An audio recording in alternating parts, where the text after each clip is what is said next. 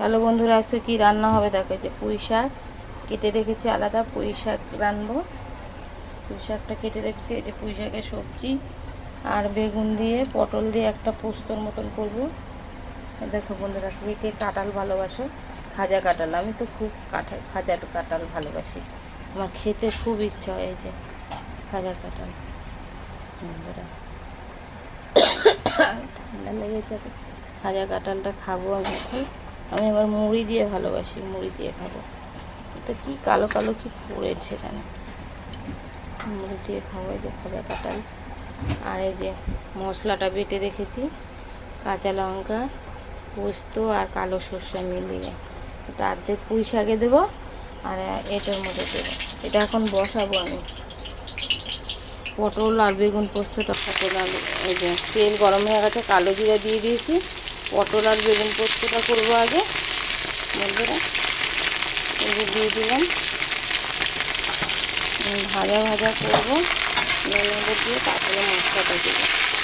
দিতে রেখেছি যেটা, একটু নুন হলুদ দিয়ে দেবো। এই যে নুন আর হলুদ দিয়ে দিয়েছি, ভাজা ভাজা হবে, তারপরে মশলাটা দেবো।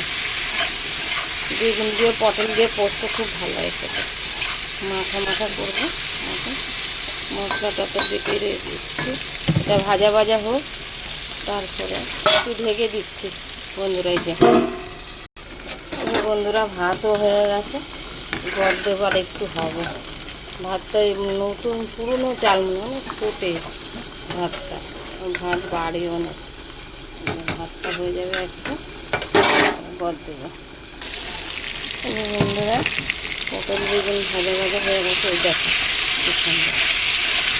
ভাজা ভাজা হয়ে গেছে।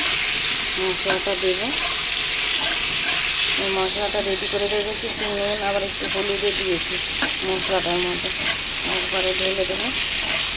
ভাজা ভাজা হয়ে গেছে, আর একটু হলেই মশলাটা দিয়ে দেবো। বন্ধুরা, ভাজা ভাজা হয়ে গেছে, আমি এখন মশলাটা দেবো। পটল বেগুন ভাজা ভাজা পোস্তটা দেবো, সরষে পোস্ত বাটা, কালো জিরে এসে কালো সরষে দিয়েছি। মশলাটা দিয়ে দিচ্ছি, মশলাটা দিয়ে দিচ্ছি।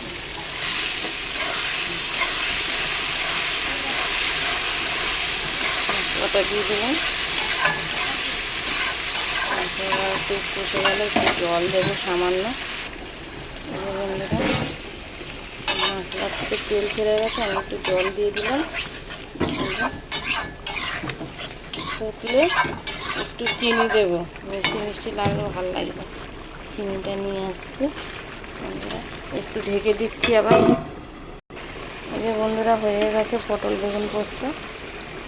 এটাকে একটু চিনি দিয়ে দিলাম, একটু চিনি দিলে ভালো লাগে খেতে।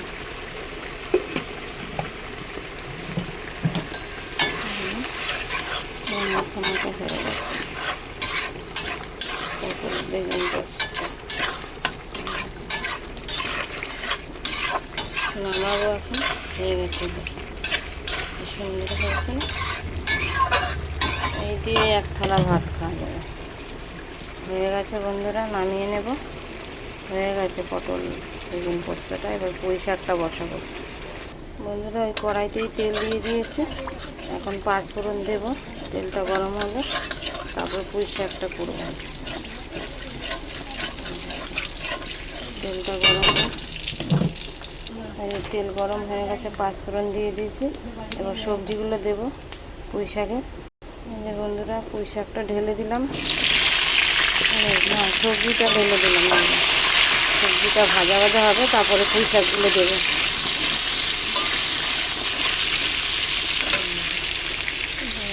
সবজিটা ভাজা হয়ে গেছে, নুন দিয়ে দিচ্ছি। এখন পুঁই শাকটা দিয়ে দেবো, তারপরে মশলাটা পরে দেবো। পুঁই শাকটা এখন দেবো আমি। বন্ধুরা, পুঁই শাকটা দিয়ে দিয়েছি, সবজি ভাজা হয়ে গেছে। আমি এখন ঢেকে দেবো পুঁই শাকটা ঢেকে দিলে তাড়াতাড়ি হয়ে যায়, গলে যাবে। এই যে বন্ধুরা ভাত হয়ে গেছে, ভাতটা গদ দেবো এখন আমি। আর পুঁই শাকটা ঢেকে দিয়েছি, ভাতটা গদ দিয়ে নিচ্ছি। এই যে বন্ধুরা পুঁই শাকটা প্রায় হয়ে গেছে। মশলাটা দিয়ে দেবো একটু পরে, মশলা দিয়ে দেবো, মশলা বাটা আছে, মশলাটা দিয়ে দেবো একটু পরে দিচ্ছি। এই যে পুঁই শাকটা হয়ে গেছে, মশলাটা দেবো, সর্ষে পোস্ত বাটা, সর্ষে পোস্ত বাটা দিয়ে দেবো। একটু কষা হয়ে গেলে নামিয়ে দেবো। গোটা গোটাই রয়েছে, সেদ্ধ হয়ে গেছে, ঢেকে দিলাম আবার। ভালো বন্ধুরা, এই যে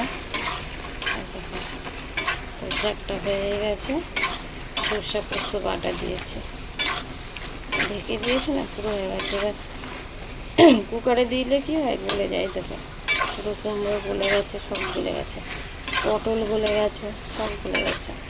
এই দেখো পুঁই শাকটা হয়ে গেছে। পুঁই শাকটা দেখতে মনে হচ্ছে সিদ্ধ হয়ে গেলে, সিদ্ধ হয়ে গেছে। পুঁই শাকের ভাত, পটল পোস্ত তো দেখালাম, আর ভাত হয়ে গেছে। আজকের মেনু বন্ধুরা এই রান্না হয়েছে।